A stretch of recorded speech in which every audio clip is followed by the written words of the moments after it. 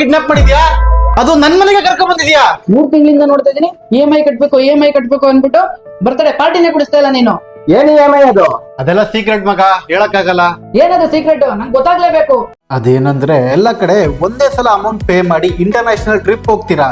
ಆದ್ರೆ ನಮ್ಮ ಮೈಸೂರಿನ ಸೈಡ್ ಸಿ ಹಾಲಿಡೇಸ್ ಅವರು ಇಂಟರ್ನ್ಯಾಷನಲ್ ಟ್ರಿಪ್ ಅಲ್ಲೂ ಕೂಡ EMI ಆಪ್ಷನ್ ನ ಬಿಟ್ಟಿದ್ದಾರೆ. ಇವರಲ್ಲಿ 70,000 ಇಂದ 1.5 lakh ವರೆಗೂ ಪ್ಯಾಕೇಜಸ್ ಅವೈಲೇಬಲ್ ಇದೆ. ಹಾಗೆ ಈ ಅಮೌಂಟ್ ಅಲ್ಲಿ ಫ್ಲೈಟ್, ಹೋಟೆಲ್, ಫುಡ್, ಟ್ರಾನ್ಸ್ಪೋರ್ಟೇಷನ್ ಎಲ್ಲ ಕವರ್ ಆಗುತ್ತೆ. ನೀವು ಮಾಡ್ಬೇಕಿರೋದು ಇಷ್ಟೇ, ಜಸ್ಟ್ 1000 ರೂಪೀಸ್ ಕೊಟ್ಟು ರಿಜಿಸ್ಟರ್ ಮಾಡ್ಕೋಬೇಕು. ಆಮೇಲೆ ಎವ್ರಿ ಮಂತ್ EMI ಕಟ್ಕೊಂಡು ಹೋಗ್ಬೋದು.